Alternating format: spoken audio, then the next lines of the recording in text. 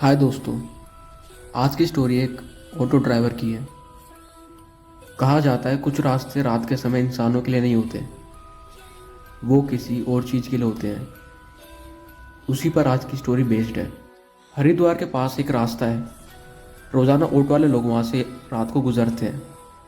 एक रात रमेश, जिन्होंने मुझे ये स्टोरी शेयर करी है, वो ऑटो ड्राइवर एक पैसेंजर को स्टेशन पे ड्रॉप करके अपने घर वापस आ रहे थे। रास्ता एकदम सुनसान था। रास्ते पर एक भी गाड़ी ना फिर एक भी आदमी नहीं था। बस कुछ स्ट्रीट लाइट जल रही थी और काफ़ी ठंड हो रही थी और एक ठंडी हवा भी चल रही थी, क्योंकि वो नवंबर के महीने की बात थी।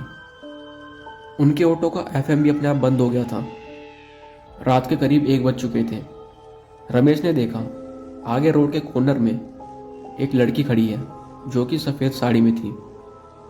उसके बाल काफ़ी लंबे थे, बिल्कुल स्ट्रेट, जो कि उसके फेस को ढक रहे थे, और उसका फेस उन बालों की वजह से साफ नहीं दिख रहा था। उसने सोचा शायद कोई पैसेंजर होगा या एक्सीडेंट हुआ होगा। वो धीरे से ऑटो को उसके पास ले जाके रोक देता है। लेकिन एक अजीब बात, लड़की वहाँ से हिल नहीं रही थी, बस एक जगह स्ट्रेट खड़ी थी जैसे कोई स्टैचू हो। रमेश उनसे पूछता है, मैडम आपको कहीं जाना है या फिर आपको किसी की हेल्प की ज़रूरत है? लड़की ने धीरे से हाथ उठाया और सीधा उसकी बैक सीट पर इशारा करा। रमेश ने पीछे मुड़कर देखा तो वहाँ कुछ भी नहीं था। बैक सीट एकदम खाली थी। रमेश वापस उस लड़की की तरफ देखता है तो वो लड़की उसके 2 कदम करीब आ चुकी थी। रमेश अचानक से घबरा गया, चुपचाप ऑटो स्टार्ट किया और निकलने लगा वहाँ से।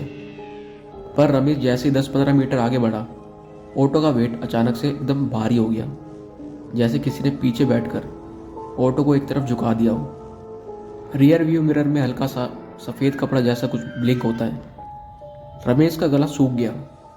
उसने बिना पीछे देखे पूछा, कहाँ ड्रॉप करना है आपको? वो समझ चुका था कि वो औरत पीछे बैठ चुकी है। पीछे से हल्की सी आवाज़ में वो औरत बोलती है, उस मोड़ के आगे छोड़ना मुझे, यहाँ मेरा एक्सीडेंट हुआ था। रमेश ये बात सुनकर एकदम पागल हो गया।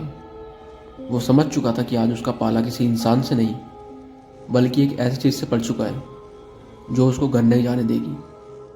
क्योंकि रमेश को पता था उस मोड़ पर 3 महीने पहले एक लड़के की डेथ हो गई थी और रमेश उस रात उसी एरिया में ऑटो चला रहा था। जब ऑटो उस मोड़ पर पहुंचने लगा तब रमेश ने महसूस किया, जहां ऑटो के अंदर अभी तक ठंड थी, अब ऑटो के अंदर अचानक से बहुत तेज गर्मी होने लगी।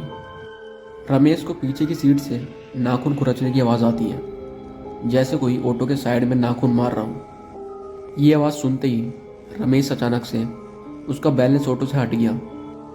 उसने हिम्मत करके मिरर में देखा तो उसने देखा वो सफ़ेद साड़ी वाली लड़की पीछे बैठी थी। उसकी 2 आंखें बिल्कुल सफ़ेद हो रखी थी और उसके आधे चेहरे पर खून था।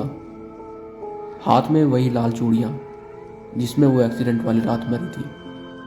रमेश ये देखकर काफ़ी डर चुका था।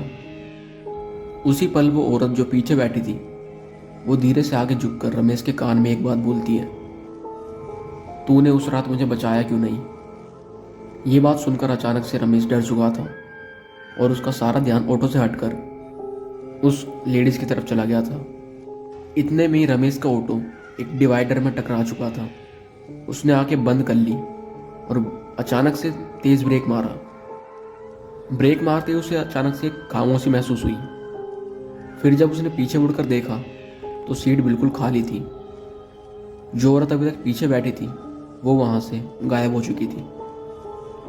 ऑटो का वेट नॉर्मल हो चुका था। सिर्फ एक चीज बची थी, बैक सीट पे एक गीली लाल चूड़ी रखी थी। आज के टाइम में भी रमेश NH 58 के उस मोड़ पर रात के समय कभी नहीं जाता।